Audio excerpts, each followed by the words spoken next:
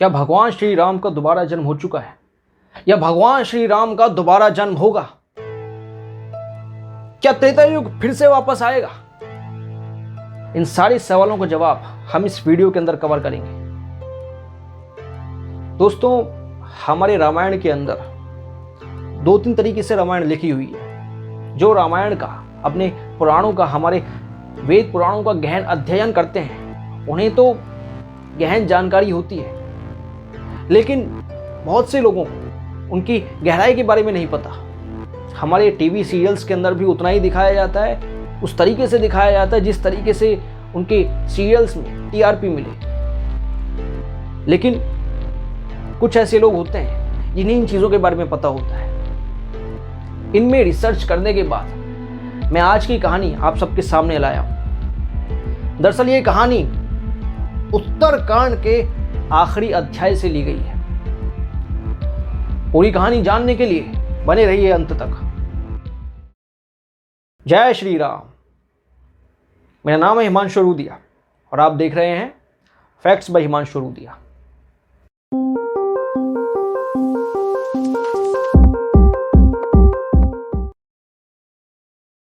त्रेता युग में जब भगवान श्री राम ने रावण का अंत कर दिया था, तो उसके बाद भगवान श्री राम 14 साल के वनवास के बाद वापस से अयोध्या लौटे। अयोध्या लौटने पर मंगल गीत गाए गए, सबके घरों में घी के दिए जले। अयोध्या में खुशी का माहौल छा गया था। अब सब कुछ नॉर्मल हो चुका था, सब अच्छे से चल रहा था। उसके बाद एक दिन ऐसी घटना घटी कि सीता माता को धरती माँ के अंदर समाना पड़ गया। धरती माता ने सीता माँ को आहोश में ले लिया। उसके बाद श्री राम भगवान उनकी याद में बहुत ज्यादा दुखी हो गए, शोक में डूब गए। समय और बीता। समय बीतने के साथ साथ उनका शोक कुछ कम हुआ। अब स्थिति वापस से नॉर्मल होने लगी थी। और साल बीतने के बाद एक समय ऐसा आया जब भगवान श्री राम को अपने विष्णु अवतार का स्मरण हो गया। उन्हें इस चीज का आभास हो गया कि उन्होंने विष्णु अवतार में जो अपने श्री राम अवतार की अवधि निश्चित की थी, अपना समय निश्चित किया था, वो अब खत्म होने ही वाला है। और इसी वजह से श्री राम भगवान ने काल का स्मरण किया, काल को याद किया। वहीं दूसरी ओर काल भी श्री राम भगवान के पास आने की कोशिश कर रहे थे, लेकिन हनुमान जी स्वयं श्री राम भगवान के प्रहरी थे, उनके रक्षा के लिए खड़े थे। ऐसा कभी हो नहीं सकता कि हनुमान जी के होते हुए श्री राम भगवान के पास कोई काल जैसी चीज भी आ जाए, काल देवता आ जाए या कोई संकट भी आ जाए। उनकी तरफ भटकना तो दूर, सोच भी नहीं सकता। इसी वजह से जो काल थे वो भी श्री राम भगवान के पास नहीं आ पा रहे थे, और ये बात श्री राम भगवान को पता चल गई थी। श्री राम भगवान ने कहा, काल को मेरे पास आने दो, मेरा भी अपने धाम को लौटने का समय आ चुका है, अपने विष्णु लोक में लौटने का समय आ चुका है। श्री राम भगवान ने अपनी अंगूठी थी, अपनी अंगूठी को एक नीचे गेर दिया था, जमीन के अंदर एक छेद कर दिया था और उसके अंदर अंगूठी को गेर दिया था। और हनुमान जी को बुलाया और कहा कि हे हनुमान, मेरी अंगूठी कहीं गिर गई है, तुम जरा ढूंढ के लाना। अब हनुमान जी उस छेद में से गए। श्री राम भगवान ने उन्हें कह दिया था कि इस छेद के अंदर ही मेरी अंगूठी गिर गई है, तुम जरा इस छेद के अंदर से मेरी अंगूठी को ढूंढ कर लाओ। हनुमान जी कैसा भी रूप धर सकते थे, अपने शरीर को छोटा या बड़ा बना सकते थे, तो उन्होंने भंवरे जैसा आकार बना लिया। अपने आप को भंवरे जैसे आकार में लेके वो उस छेद के अंदर घुस गए। दरअसल वो सिर्फ एक छेद नहीं था, बल्कि एक ऐसी गुफा थी जो पाताल लोक तक जाती थी, जो नागलोक तक जाती थी। उस छेद के अंदर, उस गुफा के अंदर हनुमान जी चलते चले गए, नीचे चलते चले गए, और जाते जाते वो नागलोक तक पहुंच गए। नागलोक में उन्हें नागलोक का मतलब नागों का राजा मिला, जिसका नाम था वासुकी। जब वासुकी उन्हें मिले तो हनुमान जी ने वासुकी से पूछा कि यहाँ पर मेरे श्री राम भगवान की, प्रभु की अंगूठी आई है, अंगूठी गिर गई है, क्या आपको पता है कि वो अंगूठी कहाँ है? वासुकी उन्हें उस नागलोक के मध्य में ले गए और एक दरवाजे के पीछे की तरफ इशारा किया, मतलब दरवाजे की तरफ इशारा किया और बोला कि इस दरवाजे के पीछे आपकी श्री राम भगवान की अंगूठी मिल जाएगी, आप देख लीजिए। तो जैसे ही हनुमान जी उस दरवाजे के पास पहुंचे और उस दरवाजे को खोला, और जैसे ही उनकी नज़र पहली अंगूठी पर पड़ी तो वो खुश हो गए। उन्होंने देखा तो ये तो श्री राम भगवान की ही अंगूठी है, लेकिन उन्होंने जब दूसरी अंगूठी को देखा जो उसके पास ही पड़ी हुई थी, तब उन्होंने देखा कि ये भी बिल्कुल श्री राम भगवान की अंगूठी जैसी लग रही है।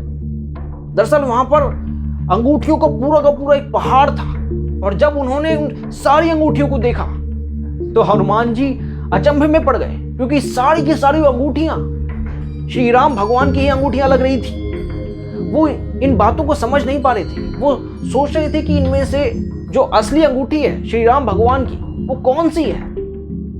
तब वासुकी मुस्कुराते हुए कहते हैं कि हे हनुमान, ये जो 4 युग होते हैं, इन 4 युगों को मिला के एक कल्प होता है, और यहाँ पर ऐसे कल्प बार बार दोहराए जाते हैं। इस पूरे संसार में, पूरे ब्रह्मांड में ये कल्प सालों साल चलते रहते हैं, ये रिपीट होते हैं, ये काल चक्र चलता ही रहता है। ये जो मृत्यु और ये जो जन्म का चक्र है, ये चलता ही रहता है। हनुमान जी उनकी बात समझ गए थे। दरअसल श्री राम भगवान ने जैसी अंगूठी नीचे फेंकी तो श्री राम भगवान वैसे ही काल के साथ अपने विष्णुलोक पधार गए थे, अपने विष्णुलोक चले गए। क्योंकि अगर हनुमान जी ऊपर होते श्री राम भगवान के साथ में, तो वो उन्हें विष्णुलोक जाने नहीं देते।